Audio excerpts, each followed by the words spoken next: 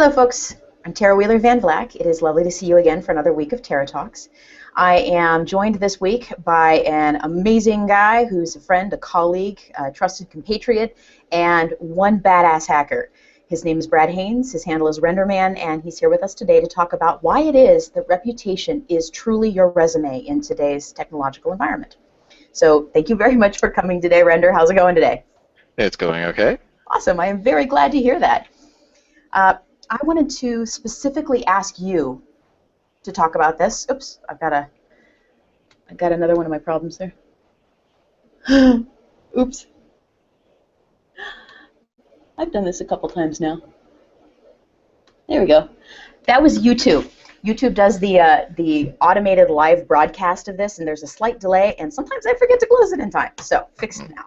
So Render, tell us about why it is that reputation is the most important thing that you have going for you when it comes to getting jobs.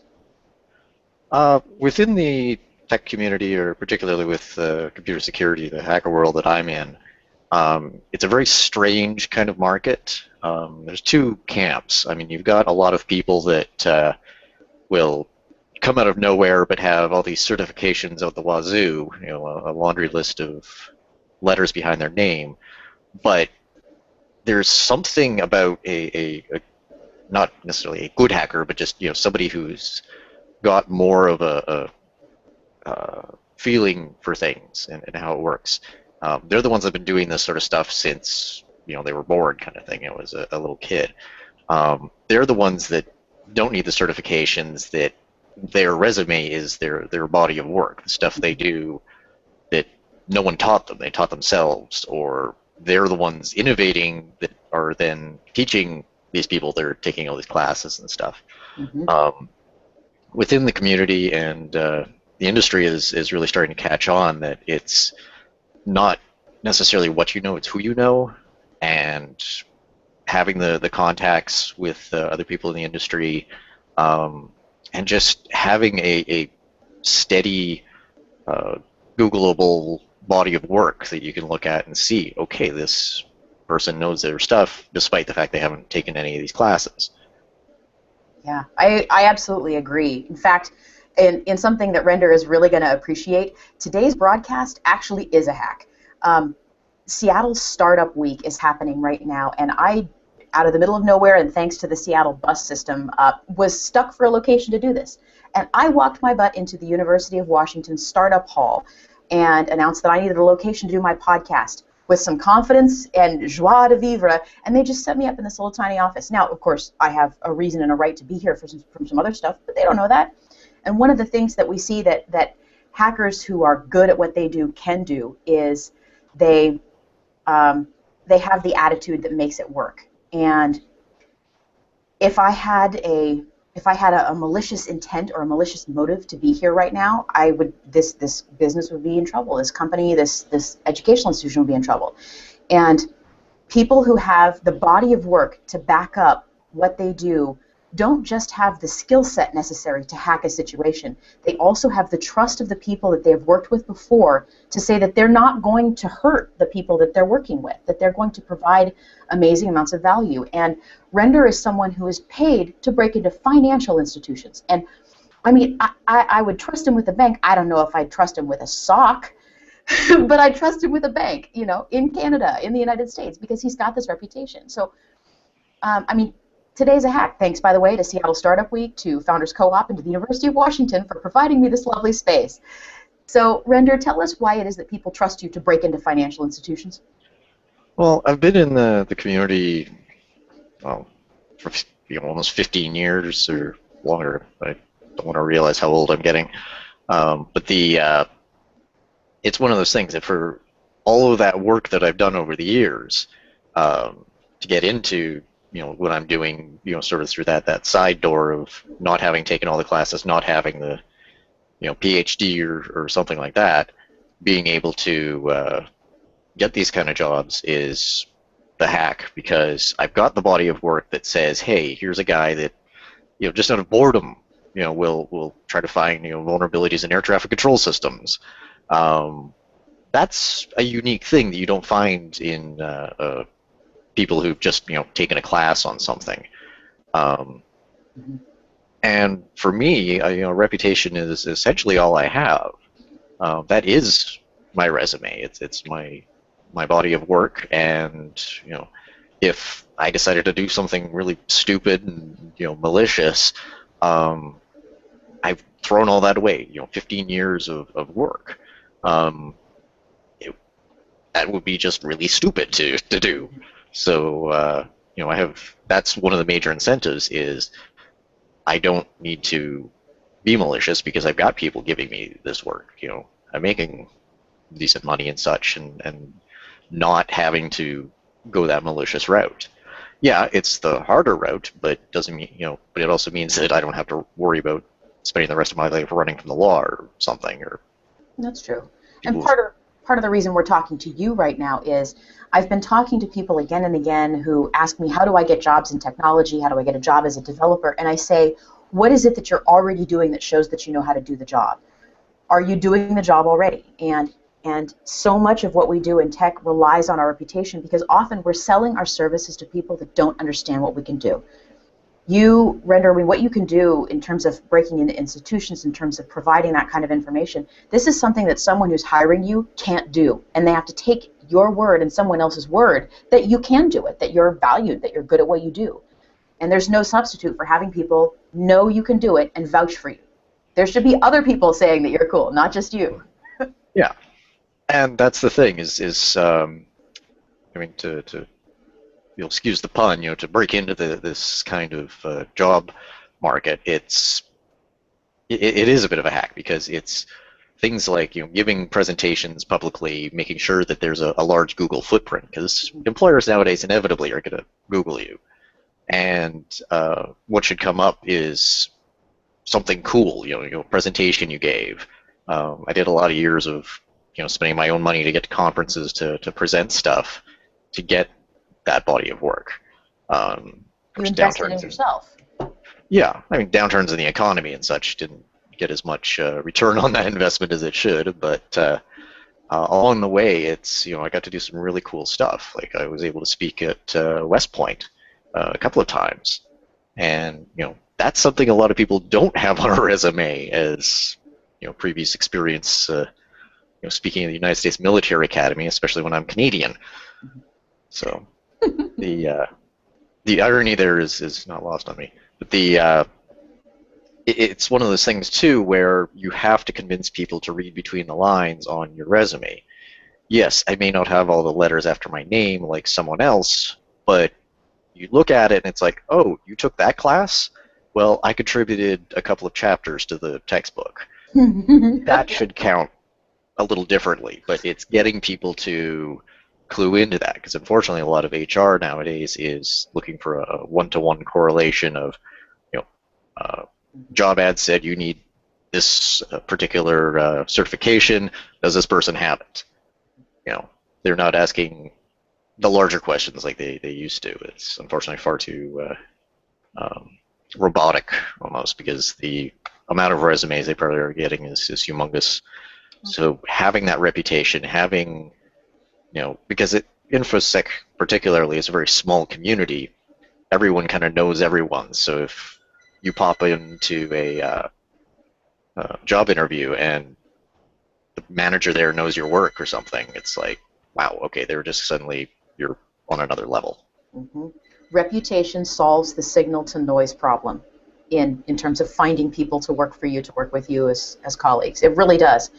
And that works the other way too. Companies that have a bad reputation cannot attract the same capacity and credibility in their workers and their programmers that a company that has a better reputation can. So I completely agree with you. And what we often find is that it's no secret now that you can't really just apply to jobs anymore. You can't just submit your resume and go through Taleo or whatever it is because you're never going to get a call back. Nothing ever happens. Something like you're 5,000 to 1 in terms of the benefit of having someone personally introduce you as opposed to just submit your resume. And that's because you have to have someone cut across all of that noise and say, look, this person doesn't have that number or letter, but what they have is the ability to do the job, the thing that you actually want done, they can do, and I'll vouch for them. There's nothing that would get my attention as a hiring manager faster than that. Yeah, I mean, this current job, I actually met my boss at a hacker conference many years ago.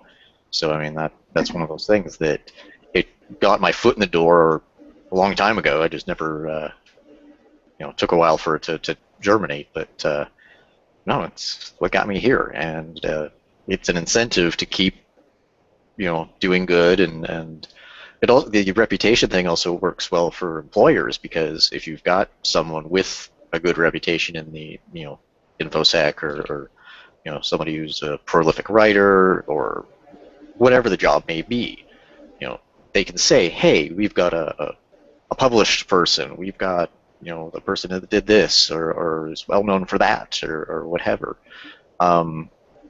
and for them to be able to tout that to investors, or clients, or whatever, is very I valuable. do. I absolutely do that. So it's, without going into too much depth, there's people on the team that I know that you folks have seen here on Google Hangouts before who are part of Fizzmint, and all I do is brag about them all day long. And part of that has to do with the fact that they've built a solid body of work that makes me thrilled to have them aboard. You want an employer chasing you, not the other way around.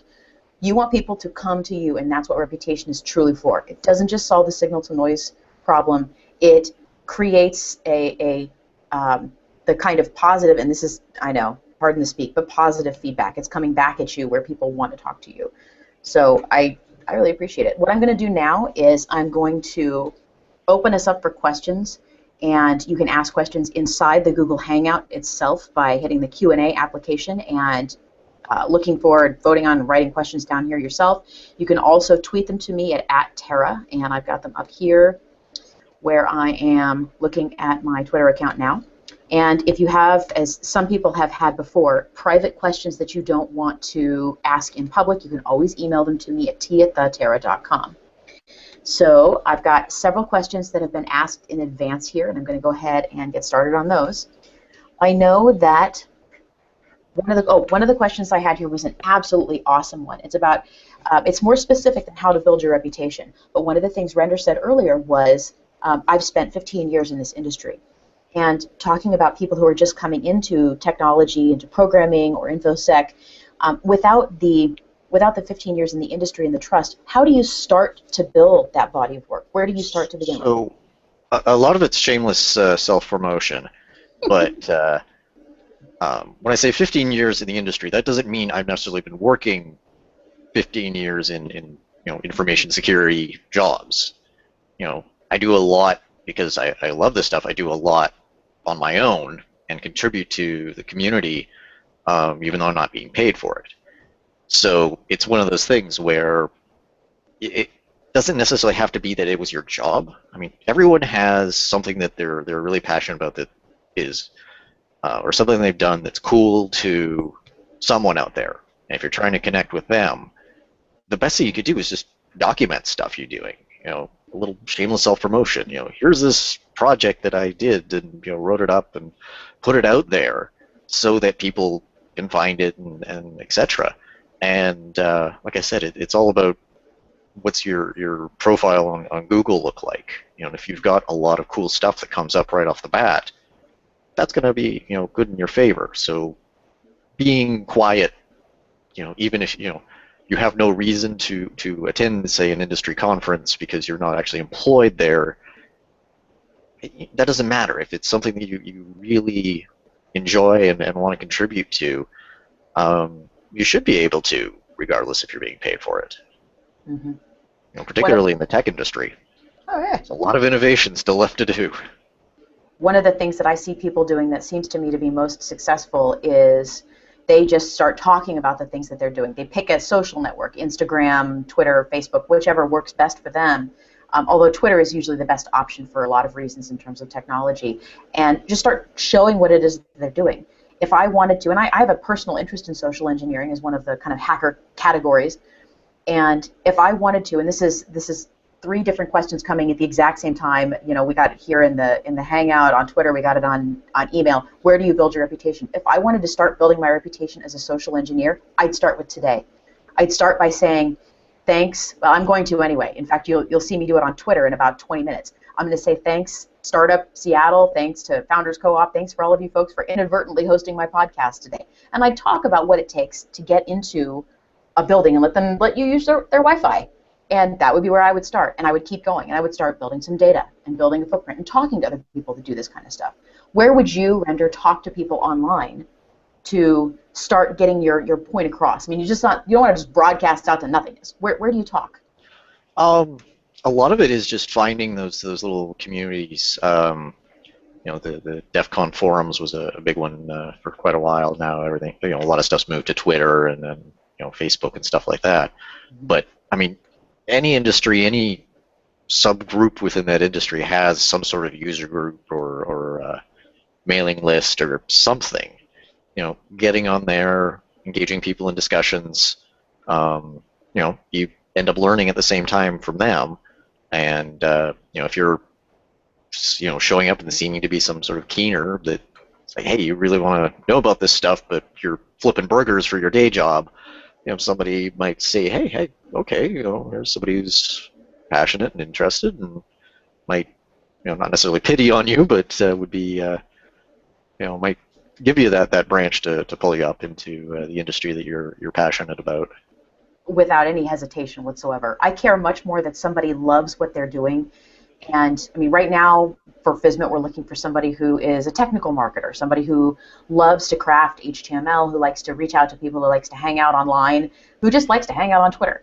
And so the qualities for the person that I'm looking for, I will see them in the person and reach out to them. I can't have people reach out to me and say, I would love to do this thing. Then I look at them and go, dude, you've got 20 people that you talk to on Twitter, not 1,000. Why would I put my brand in your hands? So it is about demonstrating not just that you can do something, but that you love it, that you're passionate about it, that you will contribute to the community, paid or unpaid, which is kind of unfair, frankly. But at the same time, maybe that's just what we have to do to get it done right now.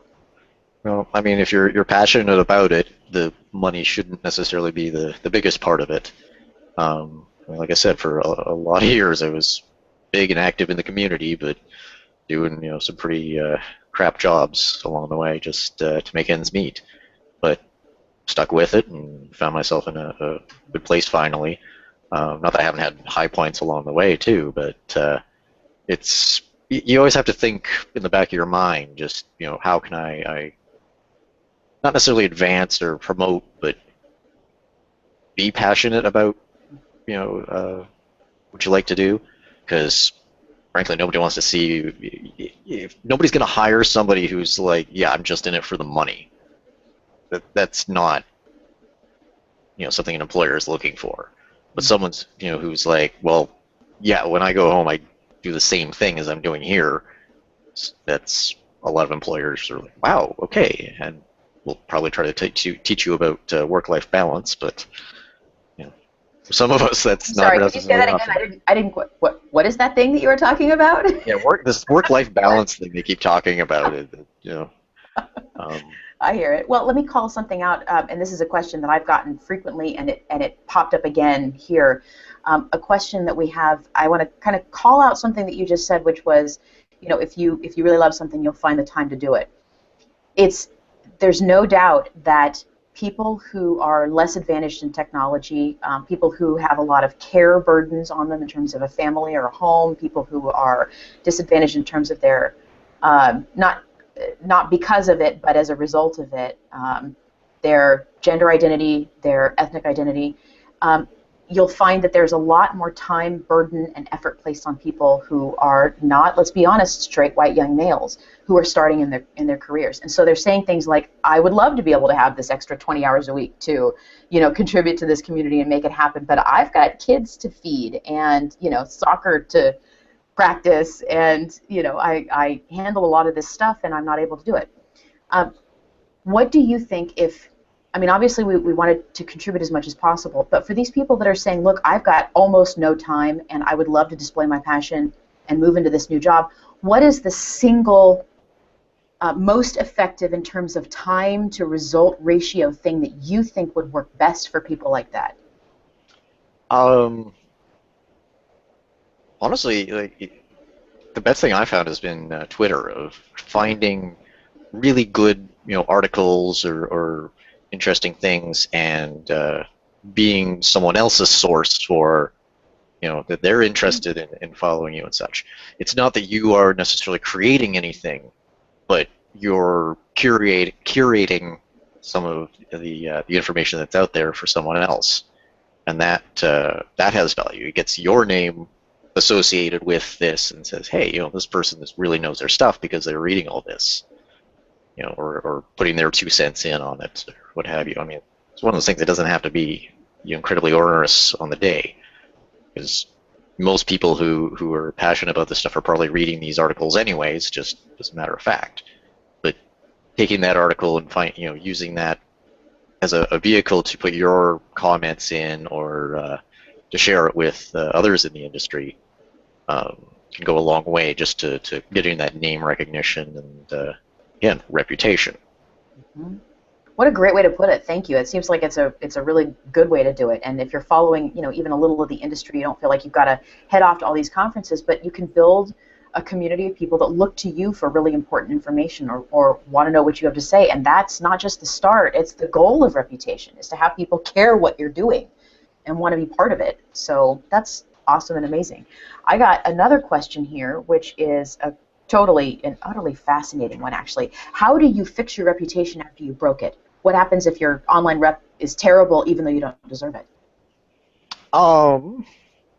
Frankly, not a lot of anything I've had to deal with, thank goodness. But no, it's again, it's the signal to noise. How much are you putting out there that is positive, versus one comment that was taken out of context or something, or one drunken rant or something like that.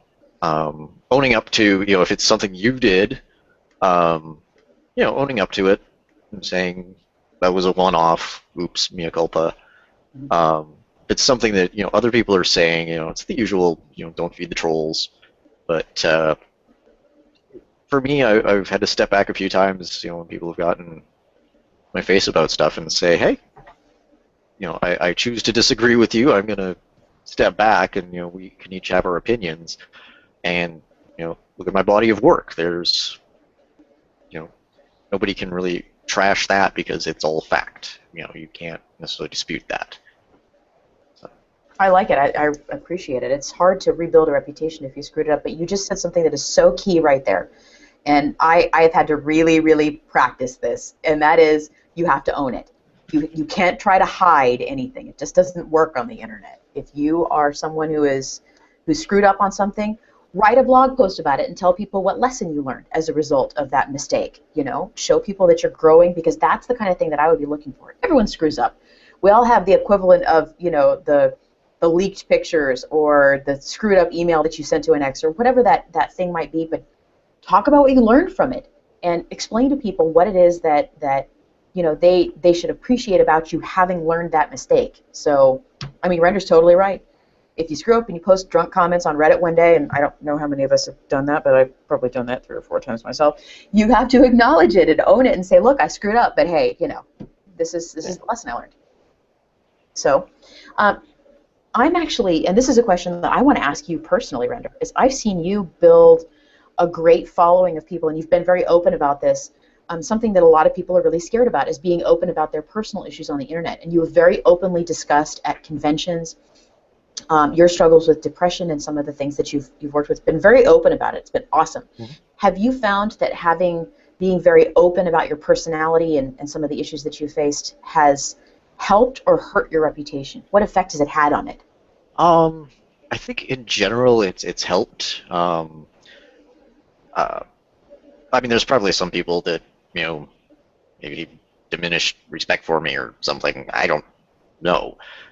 Generally, those people haven't piped up. I mean, there's always going to be somebody in the crowd, but at the same time, it's this is a major issue in a lot of people's lives, and for them to judge me purely on that would be kind of silly. The other part about being open about it is basically no one can use it against you because it's known fact. It's a case of yes, I deal with depression. So do a lot of other people, but I'm here and I'm still producing work.